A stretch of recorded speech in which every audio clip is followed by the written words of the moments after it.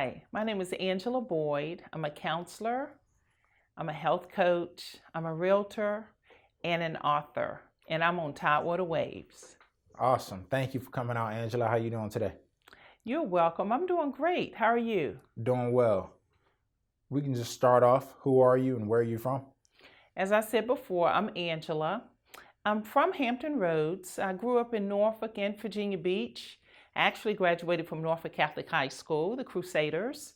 I went on to Atlanta, Georgia, and attended Spelman College, graduated from Spelman, and came back to Virginia. Went to Virginia Commonwealth University, the Rams, and I received a master's in criminal justice and counseling. So I eventually came back to Hampton Roads and became a health coach, now a realtor and author. So I've just kind of Jack of all trades. jack of all trades. Yeah. So, what did you study at Spelman? I studied sociology. Initially, I wanted to go into business. I wanted to be a business owner. Wasn't sure what type of business, but I knew I wanted to be an entrepreneur. So, but when I became my third year at Spelman, I got an internship in New York and decided to go into the social sciences. So I graduated with a sociology major and decided to I wanted to really work with adolescents, with juveniles, and so here I am. My career for the most part has been in counseling, and but now I'm kind of dabbing a little bit in the real estate arena, and I'm enjoying it as well. So I Okay. enjoy both of those careers. Nice, nice. And how did that environment in Atlanta, especially as a young professional, help you? Well, I wanted to go to a metropolitan city before I went to before my career actually kicked off. I wanted to experience in HBCU and Spelman. I visited many colleges. My mom took me on the college tour, and Spelman really it really stole my heart. I spent a weekend there, and the empowerment of women is what really sealed the deal for me. And really enjoyed it. I had an internship there in Atlanta, and I eventually went on and became an exchange student in New York City, and that was a great experience. And I really loved Spelman because it was a small university, a college rather, and I decided that I wanted to really stay in a small environment. Okay, nice. And I know, hearing that, I was going to ask you, would you recommend Spelman College to anyone? But I know that the answer would be yes. Absolutely, yes. Number Yes, one HBCU out there, so behind Howard. But that remains to so, be seen. yes. So let's fast forward to now. Okay. How did you get into real estate? What was that moment that really pushed you in that direction? Well, a few years ago, I purchased my first home, and the experience really did not go as smooth as it should have. I felt that I was not informed of a lot of information, and I know a lot of times when we um, are involved in whether it's a purchase or whether it's a business deal, that you have to do your own research. And I felt that I relied mostly on my realtor, and that it really, in the long run, it really did not work to my advantage. So I decided that this year, or last year, the last couple of years rather, I started thinking about real estate and really working with people to help them through that process. And many times it's like you don't know what you don't know.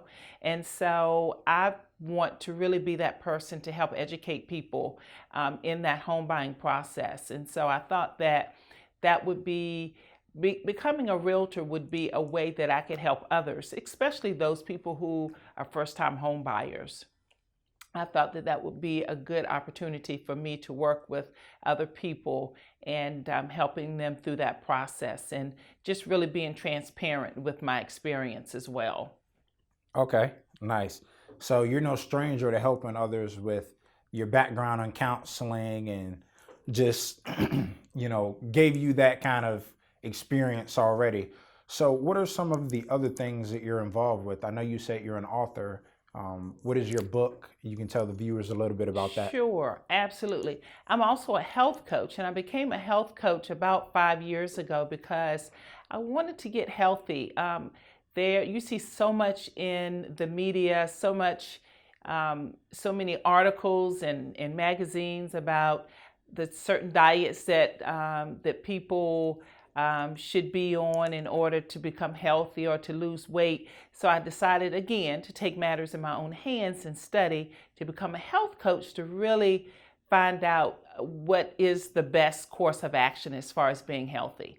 And I learned a lot. I have had a few clients in that process, but I felt that I really wanted to get the message and the information out to people. So I decided to write a book. And my book is entitled Create the Life You Want. And basically, I take you on a journey of my own experience of having a few health problems. And I have some basic tips and suggestions on becoming healthier. And there are things that people can incorporate in their own lifestyle. There are tips for healthy living. And so I have been involved online as well, promoting that information to others. So my goal really it's all about educating people. It's all about educating people. And many times I think that there's so much out there that people don't know which direction or what information to read. And the information that I have really put in my book is fairly basic. So it's really important to me that we are knowledgeable. Okay. And speaking of being knowledgeable, with this being a new year, 2020, what are some things that people should practice? Okay. The first thing I would say is it's important that we have healthy relationships. And these aren't even food items. So, what I like to talk about are healthy relationships. That you need to have some type of exercise regimen, some type of exercise program, whether you're just walking for 30 minutes a day or whether you are maybe doing sit-ups in your home if you don't belong to a gym. It's very basic. So first, relationships, exercise. It's important to have a career that you enjoy, that you like. And if not, then you need to reevaluate that because you spend most of your time on your job during the day. So it's important to have a career that you like. And if you don't, then that's something to explore. Also, it's important to have a healthy spiritual life. So whether you are a person who goes to a house of worship, or if you practice your spiritual practices in your home, I think it's important to have that balance. So those are things that aren't even foods at all. I call them my primary foods. And so again, they are having a healthy relationship, having some type of exercise program or regimen, and having a career that you enjoy, and practicing having a healthy spiritual practice. So those, I think if you get those under wraps, that's your foundation, then you can incorporate healthy eating as well. Awesome. Definitely. It's like the foundation. I really like that primary Yeah. foods. Never heard it before. Yes. Nice. Yes. So speaking of some tips, what should a person consider before buying a home? Okay, so before you purchase a home, it's important to find a realtor. That is the first thing that you should do. Once you find a realtor, the realtor is going to talk to you about getting pre-approved. And so there's certain steps that you have to take to get pre-approved. And you want to make sure that and some things that you want to make sure that you have in your possession: your pay stubs, your tax records, any retirement accounts, your checking account, your savings account. And so that's not all of the items that you need to be pre-approved, but those are some things that you want to make sure. Also, your credit.